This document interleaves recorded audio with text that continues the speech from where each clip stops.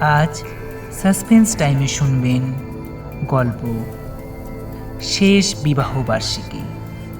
মূল ভাবনা পায়েল সিং প্রধান, গল্প পাঠে আমি প্রীতম। শুরু হচ্ছে শেষ বিবাহ বার্ষিকী।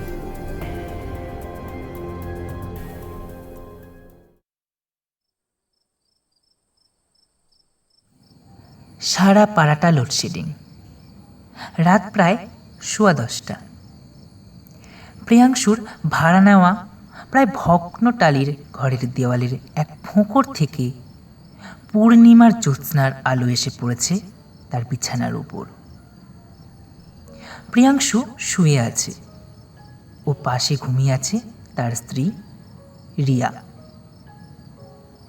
প্রিয়াংশু রিয়ার মুখের দিকে এক দৃষ্টে স্থিরভাবে তাকিয়েই আছে। রিয়া দেখতে অপূর্ব সুন্দরী। তার রূপের বর্ণনা দিতে গেলে যে তুলনার প্রয়োজন হয়, তার রূপের তুলনা সে নিজেই। দুই ভুরুর মাঝখানে ছোট্ট লাল টিপ, সিঁথির গোড়ার দিকে হালকা এক চিলতে সিঁদুর। এটা যে কোনো বিবাহিতা সাধারণ নারীর চিহ্ন। কিন্তু সাধারণ মুখশ্রীতে জ্যোৎস্নার মৃদু এক ছটা আলোতে সেই সাধারণ নারীকেই ঘুমন্ত মোহময়ী অসাধারণা নারী মনে হচ্ছে প্রিয়াংশুর।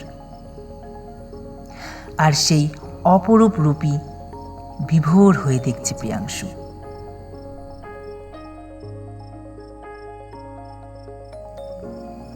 স্ত্রীর এই অপরূপ রূপের সৌন্দর্য দেখেও প্রিয়াংশুর চোখের কোণের কোথা থেকে যেন এক বিন্দু অশ্রু বেয়ে পড়ল। এতক্ষণ ধরে স্থির থাকা চোখের পাতা এবার ফেলল ও।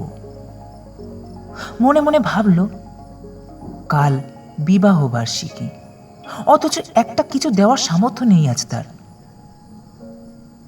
একটা সময় ছিল যেখানে প্রতি বিবাহ বার্ষিকীতে রিয়ার মনের মতো করে রিয়াকে গিফট দিত ও, সেলিব্রেট করত তাদের অ্যানিভার্সারির সুন্দর মুহূর্তগুলো। বাড়ির অমতেই পালিয়ে গিয়ে বিয়ে করেছিল প্রিয়াংশু ও রিয়া।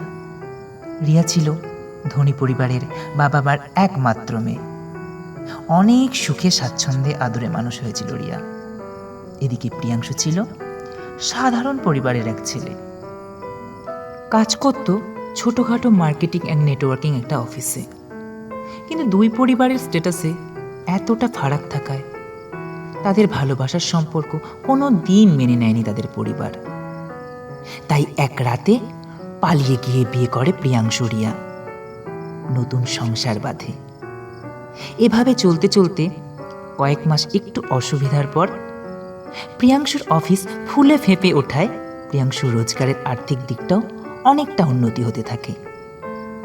এক সময় তারা দারুণ সচ্ছলভাবে জীবন কাটাতে থাকে।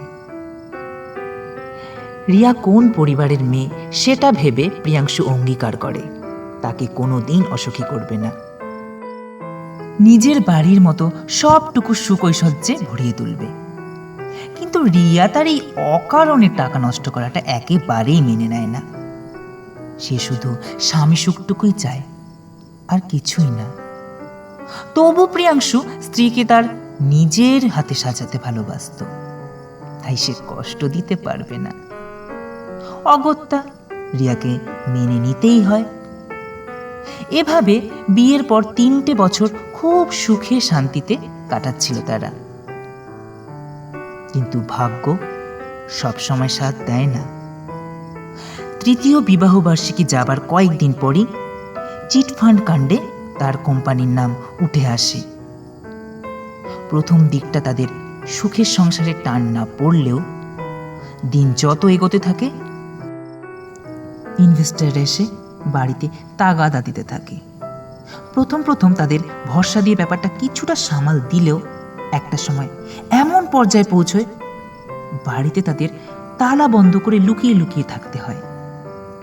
তাতেও শেষ রক্ষা হয়নি। তাদেরকে একসময় বাগে পেয়ে প্রেসার ক্রিয়েট করায় ব্যাংকে থাকা সমস্ত টাকা, এমনকি শেষ পর্যন্ত বাড়ির সমস্ত আসবাবপত্র, রিয়ার গয়না, এমনকি বাড়িটাও বিক্রি করে পাওনাদারদের টাকা মেটাতে হয়। আজ তারা নিঃস্ব, একটা ভাঙা ঘরে দিন যাপন করছে সেই সুখী পরিবারটি। কিন্তু এত দুঃখ কষ্টেও রিয়া কিন্তু কখনোই প্রিয়াংশুকে ছেড়ে যায়নি, বরঞ্চ তার হাত শক্ত করে ধরেছে। উপরন্তু নিজের বাবার বাড়ি থেকে দিন রাত কথা শুনতে হয়েছে তাকে, এমনকি শ্বশুর বাড়ি থেকেও। এত কষ্ট, এত মানসিক যন্ত্রণায় রিয়া অন্তরালে কাঁদলেও সে প্রিয়াংশুকে খুব ভালোবাসে। তার সুখ দুঃখের সঙ্গী হবে বলেই একদিন সে প্রিয়াংশুর হাত ধরে বেরিয়ে এসেছে। যখন সুখ ছিল তখনও পাশে ছিল, তা বলে আজ এই চরম অবস্থায় ওকে একা ফেলে কখনোই যেতে পারবে না রিয়া। এতে প্রিয়াংশুর তো কোনো দোষ নেই। কিন্তু প্রিয়াংশু নিজের মনে নিজেকেই দংশিত করতে থাকে। ও যে কথা দিয়েছিল সে কথা রাখতে পারেনি। রিয়াকে আজ কোন দুরবস্থায় এনে ফেলেছে ও। রিয়া এখন কয়েকটা টিউশন পড়িয়ে কোনো মতে সংসার চালায়, আর প্রিয়াংশু এখনো কাজের খোঁজে। এই সর্বহারা সংসারও মাঝে মাঝে একটু আধটু সুখ উঁকি দেয়। কখনো প্রিয়াংশুর পছন্দের খাবার বানিয়ে রিয়ার প্রিয় ডিনার সেটটায় খাবার পরিবেশন করে প্রিয়াংশুর সামনে তুলে ধরে। রিয়া প্রায় সবকিছু বিক্রি করলেও প্রিয়াংশুর কিনে দেওয়া সেই পছন্দের ডিনার সেটটা বিক্রি করেনি। প্রিয়াংশু অবাক হয়ে দেখে আর রিয়াকে জড়িয়ে ধরে। আবার কখনো কখনো এত দুঃখের মধ্যেও প্রিয়াংশুর জন্মদিনে রিয়ার কিনে দেওয়া হাতঘড়িটা প্রিয়াংশু পরে। রিয়া ভেবেছিল প্রিয়াংশু হয়তো ওটাও বিক্রি করে দিয়েছে, কিন্তু না, ও করতে পারেনি। এই ছোট ছোট সুখগুলোই তাদের জীবন সংগ্রামের পথে হাতিয়ার হয়ে দাঁড়ায়। আবার কখনো কখনো সারাদিন গরমের মধ্যে হন্যে হয়ে কাজের খোঁজে ঘুরে ঘুরে প্রিয়াংশু যখন বাড়ি ফেরে, রিয়া তখন তার হাতের বানানো ঠান্ডা শরবত প্রিয়াংশুর মুখের সামনে তুলে ধরে। দুজন দুজনের চোখের দিকে এক পরম শান্তিতে অগাধ ভালোবাসার দৃষ্টিতে তাকায়। সেখানেই অনেক সুখ পায় তারা। রাত্রে শোবার পর রিয়া যখন ঘুমিয়ে পড়ে, প্রিয়াংশু তখন রিয়ার অপূর্ব সুন্দর মুখমণ্ডলের দিকে তাকিয়ে থেকে বাঁ হাত দিয়ে তার কপালের ও গাল বেয়ে আসা রিয়ার মাথার চুলটা আলতো করে সরিয়ে কপালে আলতো করে চুম্বন করে। রিয়ার তন্দ্রা ছুটে যায়, আবছা চোখ মেলে তাকিয়ে দেখে প্রিয়াংশুকে। দেখেই মৃদু হেসে তার দুই বাহু দিয়ে জড়িয়ে ধরে। এত সুখের মধ্যেও তবু প্রিয়াংশু নিজেকেই দোষারোপ করতে থাকে মনে মনে। আজ তার জন্যই রিয়ার এই পরিণতি। ও রিয়াকে এভাবে দেখতে চায়নি কখনো, পারছে না ও রিয়াকে এভাবে দেখতে। আজ এমনই এক লোডশেডিং এর অন্ধকারে জ্যোৎস্নার মৃদু আলো এসে পড়েছে রিয়ার মুখে। প্রিয়াংশু তন্ময় হয়ে দেখতে থাকে রিয়ার রূপ সৌন্দর্য। আগামীকালের বিবাহবার্ষিকীর কথা মনে করে বুকটা তার ফেটে যায়। বিবাহবার্ষিকীর দিনটা সকাল থেকেই আকাশের মুখ ভার। প্রিয়াংশু প্রতিদিনের মতো কাজের সন্ধানে বেরিয়ে পড়ে। থেকে থেকে দুপুরের দিকে তুমুল বৃষ্টি এলো। যত বেলা গড়াতে থাকে বৃষ্টির বেগ তত বাড়তে থাকে। রিয়ার চিন্তাটাও ততই বাড়তে থাকে। প্রিয়াংশু সারাদিন ভিজছে। ও ভেবেছিল একটু পায়েস করবে সন্ধ্যাবেলা, না হয় এইটুকু দিয়ে তাদের বিবাহবার্ষিকীর আনন্দটাকে একটু হলেও জাগ্রত করবে। বিকেলের পর সন্ধ্যার দিকটা বৃষ্টিটা একটু ধরে এলো। ও পায়েসও বসিয়ে দিল হাঁড়িতে। চোখে মুখে চিন্তার ভাঁজ। এমন সময় প্রিয়াংশু এসে ঢুকলো। রিয়ার মন খুশিতে ভরে উঠল। মুখে একটু হাসির ঝলকও দেখা গেল। আজ রাতে ওদের চতুর্থ বিবাহবার্ষিকী সেলিব্রেট করবে রিয়া। লাইটটা অফ করে মেঝের উপর একটা মোমবাতি জ্বালালো। প্রিয়াংশুর কিনে দেওয়া সেই ডিনার সেটের মধ্যে থাকা দুটো বাটিতে পায়েস বাড়ল। পায়েসের বাটি দুটো এনে প্রিয়াংশুকে বসতে বলল মোমবাতির সামনে। প্রিয়াংশুর বুকের হৃৎপিণ্ডটা ধুকপুক করতে শুরু করেছে। ও বসল রিয়ার কথা মতো, বলে উঠল, আরে রিয়া, তুমি তো জলের গ্লাস আর চামচটাই আনতে ভুলে গেছো। রিয়া দেখল তাই তো, ও চামচ আর গ্লাস আনতে গেল। সেই ফাঁকে প্রিয়াংশু পকেট থেকে বিষের শিশিটা বের করে পুরো বিষটা নিজের পায়েসের বাটিতে ঢালতে লাগলো। ও এইভাবে রিয়াকে আর দেখতে পারছে না। রিয়াকে সুখী করতে ও অক্ষম। ও আর নিজের প্রাণ রাখবে না। ও নিজের জীবনের সঙ্গে রিয়াকে আর জড়াবে না। এমন সময় রিয়া চামচ আর গ্লাস নিয়ে এলো ঘরে। ততক্ষণে বিষটা ঢেলে শিশিটাকেও লুকিয়ে ফেলেছে প্রিয়াংশু। ঠক ঠক করে কাঁপছে, মুখে কিছুই বলতে পারছে না। চামচটা পায়েসের বাটিতে রাখার সঙ্গে সঙ্গে প্রিয়াংশু বাটি হাতে নিয়ে খেতে শুরু করে দিল গপ গপ করে। এদিকে তখনও সে যথারীতি কেঁপেই চলেছে। রিয়া বলে উঠল, একি একি, তুমি এভাবে খাচ্ছ কেন?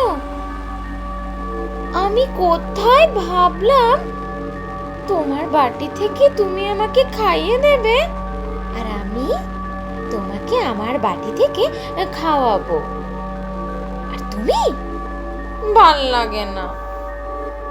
প্রিয়াংশু বাটিটা নিচে রেখে ডান হাত দিয়ে মুখ মুছে ফোঁপাতে ফোঁপাতে রিয়ার মুখের দিকে করুণ দৃষ্টিতে তাকালো। প্রিয়াংশুর চোখ ছলছল করে উঠল।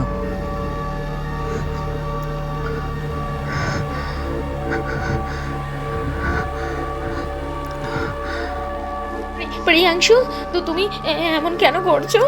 কি কি হয়েছে তোমার? ক্ষমা করো রিয়া, এর থেকে আমি আর কিছুই করতে পারলাম না। রিয়ার চোখে মুখে তখন আতঙ্কের ছাপ। এদিকে প্রিয়াংশুর মুখে অস্বাভাবিক জ্বালা শুরু হয়ে গিয়েছে। মানে কি বলছো কি তুমি? আমি অক্ষম রিয়া, তোমাকে সুখী করতে পারলাম না। তাই আমি নিজেকেই শেষ। প্রিয়াংশু ততক্ষণে চোখ মুখ বুজে আসছে। বুকের ভিতরটা অসম্ভব জ্বলে পড়ে যাচ্ছে। ও আর নিজেকে স্থির রাখতে পারছে না। মাথাটা হেলিয়ে দিল পিছনে থাকা চৌকির পায়াতে। চোখ মুখ বুজে এলো তার। না প্রিয়াংশু, না প্রিয়াংশু। প্রিয়াংশু হঠাৎ হেলে পড়ল। ডান হাত ধরাস করে মেঝের উপর লুটিয়ে পড়ল। না প্রিয়াংশু, না। তুমি এভাবে আমাকে একা ছেড়ে চলে যেতে পারো না, পারো না, পারো না। আচ্ছা ঠিক আছে, তুমি আমাকে ছেড়ে চলে যাবে এই ভেবেছিলে তো? আমি কিন্তু কখনো তোমাকে ছেড়ে যাইনি। তুমি ছিলে আমার একমাত্র বেঁচে থাকার অবলম্বন। আর অবলম্বনে যখন থাকলো না, তখন আমি বাকি। বেশ, আমিও এবার তাহলে।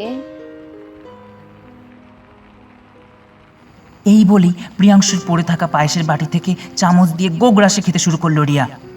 খেয়েই প্রিয়াংশুর বুকের উপর মাথা দিয়ে ফুঁপিয়ে ফুঁপিয়ে কাঁদতে শুরু করলো। কিছুক্ষণ পর তারও বুকটা অসম্ভব জ্বলতে শুরু করলো। কিন্তু সেই জ্বালাকে তুচ্ছ করে প্রিয়াংশুকে দু হাত দিয়ে জড়িয়ে ধরল। কিছুক্ষণ পর তারও চোখ বুজে এলো। রিয়ার পায়ের ধাক্কা লেগে জ্বলন্ত মোমবাতিটা উল্টে পড়ে ধপ করে নিভে গেল।